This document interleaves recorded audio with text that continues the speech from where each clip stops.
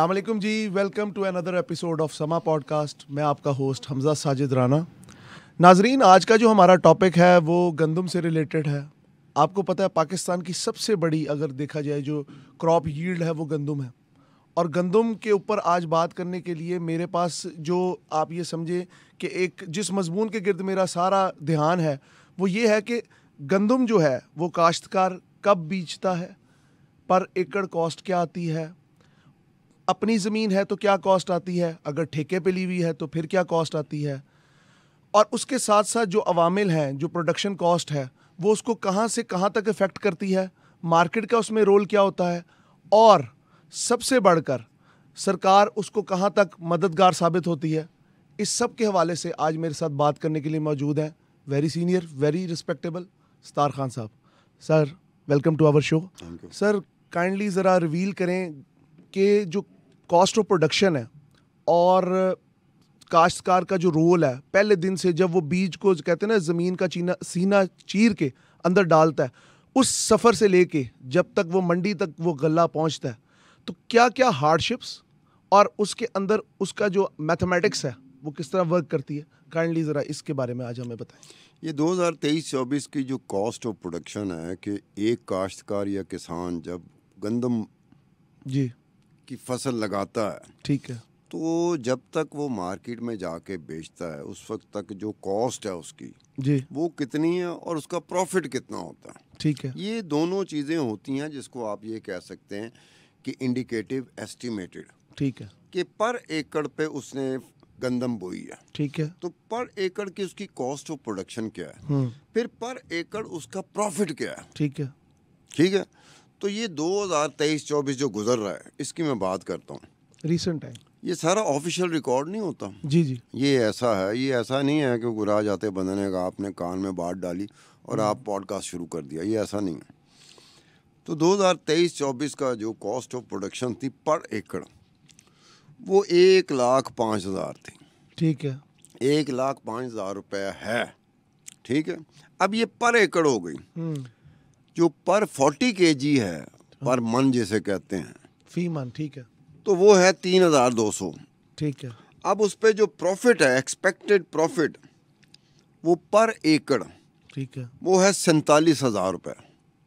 यानी अच्छा। कि 1,05,000 उसकी कॉस्ट है, ठीक है, आगे से उसका जो प्रॉफिट है पर एकड़ गंदम बीजने का जी वो 47,000 रुपये पर एकड़ है। ठीक है, अगर उसे पर 40 kg में चले जाएं जी तो जैसे उसकी कॉस्ट ऑफ प्रोडक्शन थी 3,200 रुपये, जी, तो उस लिहाज से उसकी एक्सपेक्टेड जो प्रॉफिट है पर 40 kg वो 1,484 रुपये।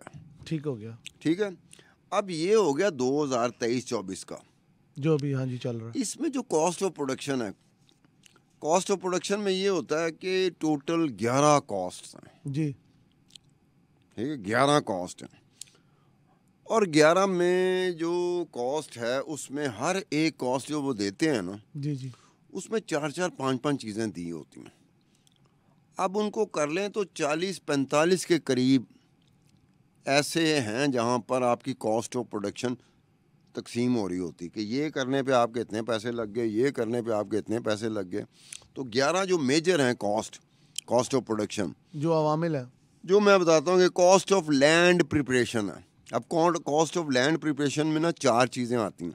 अगर उस माइन्यूट डिटेल में हम जाना शुरू कर देंगे तो फिर आप भी सो जाएंगे, देखने वाला भी सो जाएगा। ऐसे ही, तो कॉस्ट ऑफ लैंड प्रिपरेशन जो है ना वो 11,096 रुपये है। ठीक है, उसके बाद आती है cost of seed and sowing, ठीक है, वो 7,000 रुपये पर एकड़। साथ ये ध्यान में रखना, पर एकड़। अच्छा, इसमें मैं एक चीज़ पूछना चाहूँगा कि पर एकड़ कॉस्ट जो ये आप बता रहे हैं उसके अंदर इसके सारे जो कंट्रीब्यूटिंग फैक्टर्स हैं वो मिला के बता रहे हैं। वही तो मैं मिला के बता रहा हूँ ना। ठीक है, क्योंकि मैं ये कुछ लोग ये भी समझते हैं ना कि इसमें किसान के कंट्रीब्यूटर फैक्टर को वो ना भूल जाते हैं, वो समझते हैं नहीं, नहीं, नहीं, नहीं, जो जिसने फसल बोई है ना, ठीक है, इस एक पर एकड़ में ठीक है, फसल बोते हुए जो उसके जेब से पैसे लग रहे हैं, ठीक है, उसे कॉस्ट ऑफ प्रोडक्शन कहते हैं। ठीक है सर। उस कॉस्ट ऑफ प्रोडक्शन के बाद जो मार्केट में जाके उसकी चीज़, जो फसल तैयार हो जाती है, जब वो बिकने जाती है, तो फिर उसका प्रॉफिट क्या होता है? ठीक हो गया। ये चीज़ें हैं ना जी दोनों चीज़ों को आपने मद्देनज़र रखना होता है।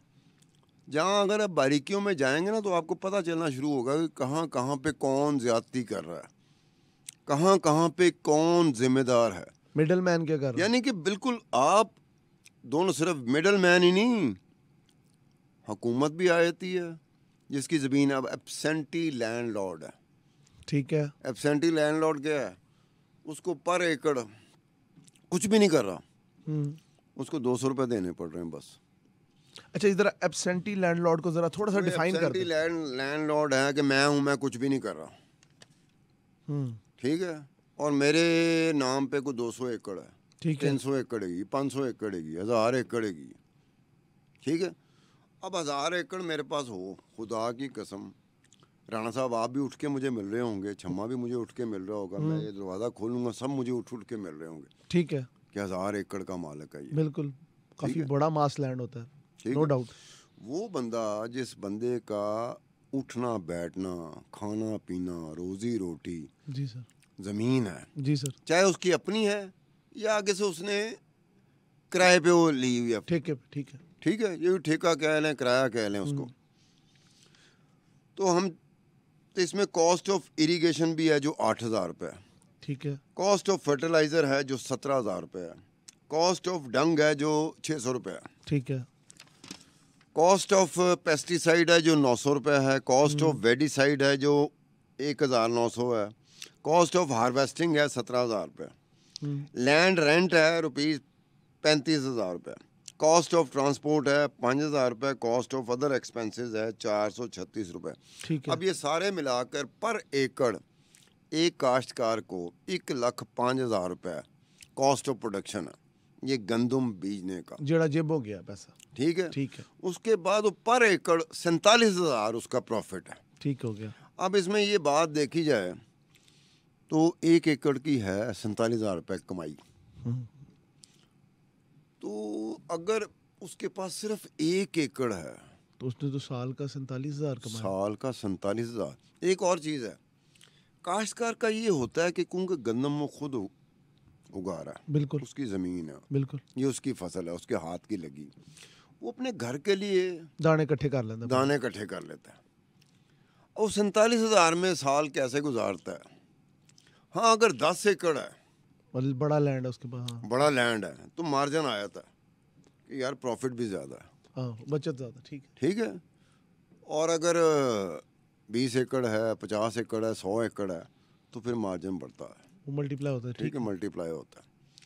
तो किसी के लिए ये 47,000 रुपये पर एकड़ गंदम की बिजाई, ठीक, उसमें प्रॉफिट, किसी के लिए तो ये मुनासिब ही होगा, ज़मीन अपनी है, ठीक है, टैका अपना है, रोब अपना है, पैसे भी आ रहे हैं, ज़्यादा तो नहीं आ रहे लेकिन आ तो रहे हैं ना सर। लेकिन अगर आप देखें जिस तरह एक पर ह्यूमन जो कहते हैं जी कि जो कंज्यूम करता है गंदम को, वो 115 kg है, ये एक एस्टिमेटेड फिगर है, ठीक है, और वर्ल्ड वाइड इसको कोट किया जाता है। तो पाकिस्तान के तनाजुर में जिस तरह हमारा काश्तकार अगर देखा जाए तो डिटेरिएशन उसकी ज़्यादा है और उसके ऊपर एक्सपेंसेस ज़्यादा है ड्यू टू सर्टेन रीजंस के जी, जो पेस्टिसाइड्स है वो भी महंगा है, खाद भी महंगी है क्योंकि गैस की कीमतें ऊपर जा रही हैं। तो उस वजह से एक जो कहते हैं ना, एक उसके दिमाग में एक अपना ही तूफान है जिसको वो काबू करने की कोशिश कर।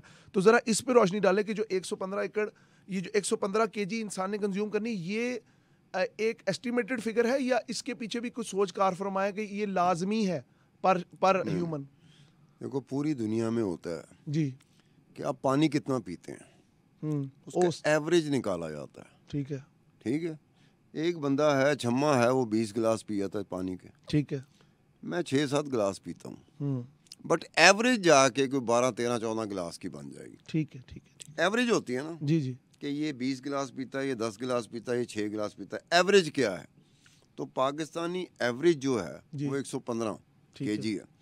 इसमें हमारे दोस्त ऐसे भी हो सकते हैं 150 kg साल का कंज्यूम कर जाते हो, आराम से, बिल्कुल। कोई ऐसे हमारे दोस्त भी होंगे जो 50-60 kg ये खाना, कई लोगों का बड़ा मुख्तसर खाना होता है जी, उसको देख के कुछ लोग कहते हैं कि ये वजह है कोई इसने कोई मन्नत तो नहीं मांगी हुई, कोई इसने कोई कसम तो नहीं खाई हुई, या इसका कोई प्रॉब्लम तो नहीं है। वो लोग इस तरह से बात करते हैं, वो ये नहीं देखते कि यार इसकी रूटीन है, ठीक है। रूटीन में वो ज़्यादा खाना खाता है, रूटीन में दूसरा बंदा कम खाना खाता है, इस पे नहीं जाते हैं लोग, उसको थोड़ा करना शुरू कर देते हैं। अब 115 जो केजी है जी। एक बंदा आपके घर में, हम्म, तो आप तो पहले ये बताएं कि साल का 115 केजी कीमत वीट की इस वक्त जो भी जा रही हो, तो क्या वो जिस तरह के मामलात हो गए हैं कि हमारी कमाई इतनी है, जी। एक आम बंदे की कमाई इतनी है, उसमें से कुछ चीज़ें हैं जो आप इन एनी केस आपको करनी पड़ेंगी। बिल्कुल। रोटी ऐसी चीज़ है कि जो इन एनी केस, वो खानी खानी। शहनशाह जहांगीर भी रोटी खाता था, जी। ठीक है। मतलब बादशाह से फकीर तक ये सिलसिला चलता हाँ, मतलब बादशाह भी खाते थे और गरीब भी खाता है। है। ठीक। अब बादशाह कैसी रोटी खाता है ये एक और एक चीज़ है, separate और debate। गरीब कैसी रोटी खाता है एक और, लेकिन खाते दोनों रोटी हैं, जी। दोनों को रोटी खानी पड़ती है। ठीक है। तो अब 115 केजी आप कैसे करोगे अगर आपके वसाइल नहीं हैं? तो ये 115 केजी की जो एवरेज है ना, जी। इसमें मैं डाउट करता हूँ। ये इंटरनेशनल इदारे जो होते हैं ना, काम कर रहे होते हैं, जी। उनकी, और पाकिस्तानी इदारे जो काम कर रहे होते हैं, जी। ये मैंने वही कहा कि हम लोग ज़्यादातर, हमारा रुझान होता है मेरे कान नीच कोई गल दसे, ठीक है। हम वो कान में बताई हुई बात को पता नहीं क्यों प्रेफर करते हैं कि सिर्फ मुझे पता है। ना गवर्नमेंट ऑफ पाकिस्तान को पता है, ना गवर्नमेंट ऑफ पंजाब को पता है, ना फलाने महकमे को पता है, ना एग्रीकल्चर महकमे को पता है, ना स्टैट वाले महकमे को पता है, ना मीडिया को पता है, ना फलाने को पता है। मैनू पता है, वो जो चीज़ होती है ना मैनू पता है, जी। हम उसको बड़ा प्रेफर करते हैं। क्यों? बैक ऑफ द माइंड होता है सिर्फ मैनू पता है, ठीक है। कि जो गुजरने वाला था उसने सिर्फ मेरे कान में बताया था। हम्म, अब हुकूमत भी परेशान हो जाएगी, चाहे वो वफाकी हुकूमत हो, सूबाई हुकूमत हो, सारे सियासतदान परेशान हो जाएंगे, मीडिया वाले परेशान हो जाएंगे कि यार ये बात का तो किसी को पता ही नहीं था, ठीक है। और हम उस बात का सबसे ज़्यादा मज़ा लेते हैं कि देखा थानू ऐसी गल दसी जरा साहब मैनू पता सी, दुनिया में किसी को नहीं पता। अब ऐसा भी होता है, नवाज शरीफ के बारे में बात है जिसका नवाज शरीफ को भी नहीं पता, ठीक है। इमरान खान के बारे में बात है जिसका इमरान खान को भी नहीं पता। अब बंदा कहे कि जिसके बारे में तू मुझे बात बता रहा है ये बात तो खुद उनको नहीं पता, ठीक है। और नहीं, उनका ध्यान नहीं गया होगा या वो भूल गए होंगे। क्यों? मैंने अपनी बात कही बात से पीछे नहीं हटना, मैंने अपनी कई बात से पीछे नहीं हटना कि यार नवाज शरीफ भी हैरान था कि मैंने कभी किया था, ठीक है। इमरान खान भी हैरान है कि मैंने कभी किया था, वो नहीं भूल गए होंगे, वो भूल गए होंगे, यानी कि मैं अपनी बात से नहीं पीछे हट रहा, वो भूल गए होंगे। अच्छा भाई साबित करना पे हो, सारी दुनिया ਨੂੰ पता कर लो भाई, सारी दुनिया ਨੂੰ किस तरह पता लगे, तेनू पता है ना, तू कहना पे। सर लेकिन मेरा लास्ट में आपसे एक क्वेश्चन है जो कि थोड़ा सा अगर आपको लगे कि ये थोड़ा हट के है, वो क्वेश्चन सर मेरा ये है कि पाकिस्तान चूंकि साउथ एशियन रीजन में है और ये बहुत फर्टाइल रीजन है, फ्रॉम टॉप टू बॉटम यहाँ पे फसलें ही फसलें, ठीक है, और गंदम यहाँ की मेन क्रॉप है। तो आपके ख्याल से जिस तरह हमारे यहाँ पे एक बहुत ज़्यादा प्रोडक्शन कॉस्ट, जिस तरह आपने पहले भी वाजे किया, मेंशन किया, तो क्या हम इस खित्ते में किसी हद तक अगर देखा जाए हमारा काश्तकार किसी भी मुल्क से बेहतर है एक्सेप्ट अफगानिस्तान, क्योंकि वहाँ पे तो ऐसा कुछ नहीं, ये बात नहीं होती कि आप ये कहो कि अगर आप इंडिया के साथ पाकिस्तान का कंपैरिजन करो तो बड़ी लंबी बहस हो जाएगी। इंडिया का जो काश्तकार है उसके बारे में ये कहा जाता है कि वो खुदकुशी करता है। हाँ बहुत ज़्यादा, ये तो अक्सर अखबार भरे पड़े। ये हमारे यहाँ पाकिस्तान में ज़रा उसे बढ़ा चढ़ा के बयान किया जाता है। अच्छा, प्रोपेगेट किया जाता है। बढ़ा चढ़ा के होता है, लेकिन उतना नहीं जितना हम लोग कह रहे होते हैं। फिर जब पूछा जाता है कि यार ये कहीं डेटा रिकॉर्ड होगा, वो ऑफिशियल रिकॉर्ड किस पे ना, नहीं, वो एक बंदा कह रहा था, इसके बावजूद कि उनके हालात, इंडिया के काश्तकारों के कुछ मामलों में हालात हमारे काश्तकारों से बेहतर हैं, बिल्कुल बिल्कुल, इसके बावजूद वहाँ पे खुदकुशी का रुझान है। जी तो पाकिस्तान में नहीं है। जी। इसकी क्या वजह हो सकती कि इंडिया का काश्तकार, इंडिया का किसान खुदकुशी पे चला जाता है, और ऐसी खुदकुशी करता है कि जो बाकायदा फिर हम जैसा मुल्क या बाकी मुल्क के यार खुदकुशियाँ बड़ी करते हैं। और कौन कर रहा है? किसान और काश्तकार, कोई और नहीं कर रहा, कोई वेला बंदा नहीं कर रहा। एक होवे ना जिन्होंने नौकरी नहीं मिलती पी जी, डिप्रेशन की वजह से खुदकुशी कर ली। अब छम्मे को 6 महीने नौकरी ना मिले, खुदा ना खासा कुछ हो जाए तो छम्मा कुछ कर जाए, तो हम यही कहेंगे ना कि बेरोजगारी से तंग आकर। बिल्कुल। काश्तकार है, किसान है, उसके हालात क्या हुए, उसने खुदकुशी कर ली। तो पाकिस्तान में खुदकुशी का वो रुझान नहीं है जो इंडिया में है। इसकी क्या वजह? हालात जहाँ पर होते हैं ना, एक बात मैं बताऊँ, मैच्योरिटी जहाँ पर होती है ना, वहाँ पे कुछ ऐसी चीज़ें भी होती हैं जो अच्छी समझी जाती हैं, लेकिन साथ साथ कुछ ऐसी चीज़ें भी होती हैं जो अच्छी नहीं समझी जाती, अच्छा, जस्ट बिकॉज ऑफ मैच्योरिटी। ये मैच्योरिटी होती है। अगर आप अपनी ही तरह के ऐसे लोगों में बैठे हों जहाँ किसी किस्म का एहसास ना हो, ठीक है, किसी किस्म का एहसास ना हो, आप सरवाइव कर जाओगे। लेकिन जहाँ पर ये हो कि एहसास है, यार वो कैसे रहता है, वो कैसे रहता है, यार वो इस तरह से कैसे गुजारा करता है, ये चीज़ होती है जिसकी वजह से आप सरवाइव हो सकता है ना कर सको, क्योंकि अच्छा, एहसास है ना, ख्याल किया जा रहा है। जब ख्याल और एहसास ख़त्म हो जाए तो आपको किसी किस्म की परवाह ही नहीं रहेगी। आप डेड एंटिटी बनकर रह सकते हो, जिंदा भी हो लेकिन डेड एंटिटी। तो इंडिया में क्या आपको लगता है कि एहसास ज्यादा किया जा रहा है, जो कि लोग वो नहीं लोग नहीं नहीं, उधर मैच्योरिटी हर लिहाज में बहुत ज़्यादा ना हमसे। हम तो कैदी हैं, हम तो from the day one Pakistani कैदी हैं। तो हमारा किसान भी कैदी है। हमारा जब जब हम कैदी हैं तो किसान भी तो हमारा हिस्सा ही है ना।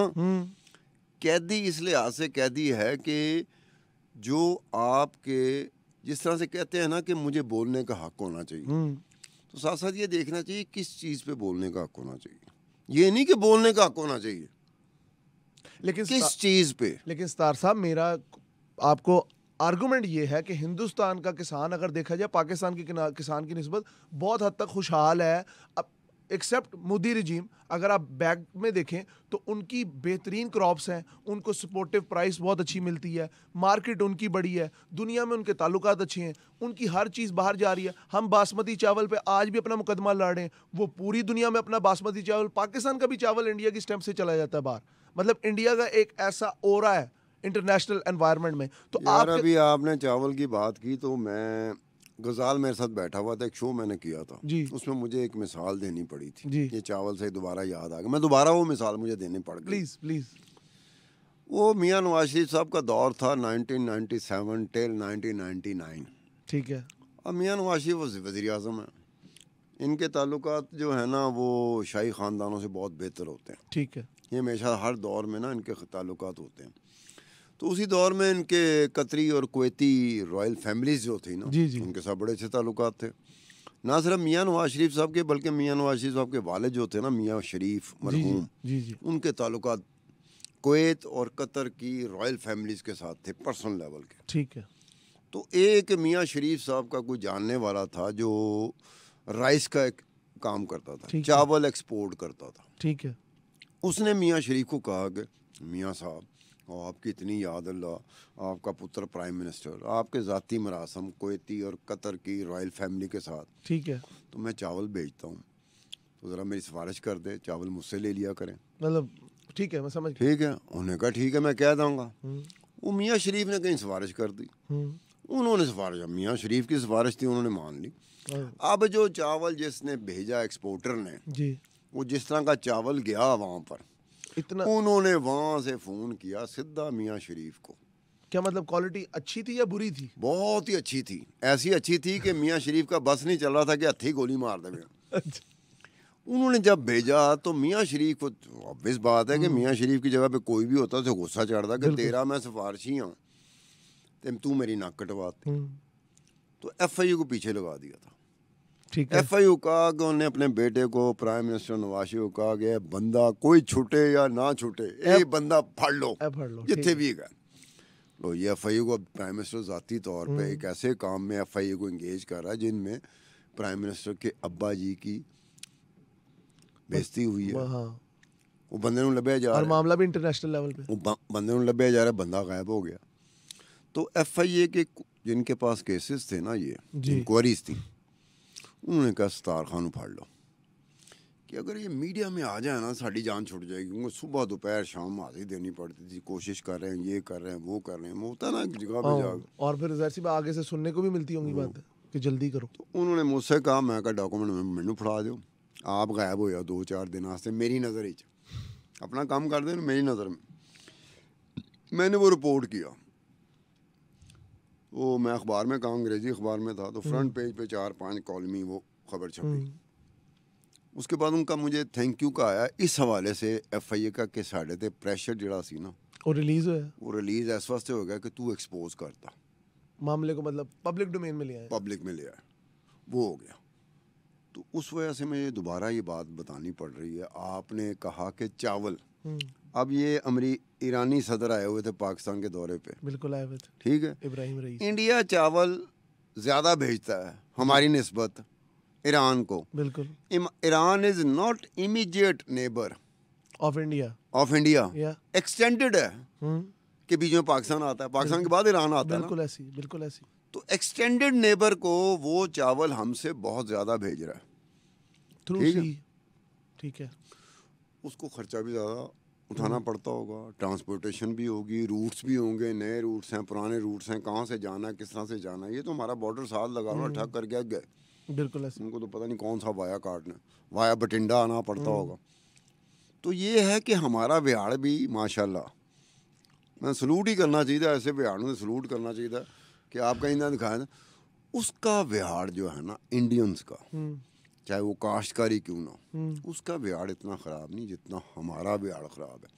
और हमें अपना बिहार ख़राब होने में ना पता नहीं क्या फ़ख्र सा होता है, मानते नहीं हैं। अपनी गलती हमने कभी नहीं मानी, अपनी जिम्मेदारी कभी नहीं मानी, हमेशा दूसरे पे डाल देनी। बहुत शुक्रिया सितार खान साहब, आपकी वैल्यूएबल जो बातें हैं, और ख़ास तौर पे जो आज आपने हमें कॉस्ट ऑफ प्रोडक्शन और जिस तरह काश्तकार के जो दीगर मामलात होते हैं उसके बारे में बताया। नाजरीन, कहने का मकसद ये है, इस वक्त हम काश्तकार की बात को क्यों कर रहे हैं बार बार, कॉस्ट ऑफ प्रोडक्शन। आप ये आज हमारा मुस्तकिल तीसरा पॉडकास्ट है जो इस चीज़ के बारे में हो रहा है। इसकी बेसिक वजह यह है कि इस वक्त जो काश्तकार की हालत है ना, वो इतनी दिगरगूं है कि अगर कोई भी देख ले, कोई एक जो कहते हैं ना इंसानी माशरा, जंगल का माशरा नहीं, सर्वाइवल ऑफ द फिटेस्ट नहीं, इंसानी माशरा जहाँ पे हर इंसान को एक बराबर वैल्यू दी जाती है, तो वो शायद इस चीज़ को महसूस करे। लेकिन बदकिस्मती से ये कहना पड़ता है कि हज़रत आदम को गंदम खाने पर जन्नत से निकाला गया, और हमारे मुल्क में गंदम उगाने वाले को उसकी सज़ा दी जा रही। समा पॉडकास्ट के साथ अपने होस्ट हमजा साजिद राना को इजाज़त दीजिए। अल्लाह हाफ़िज़ व नासिर।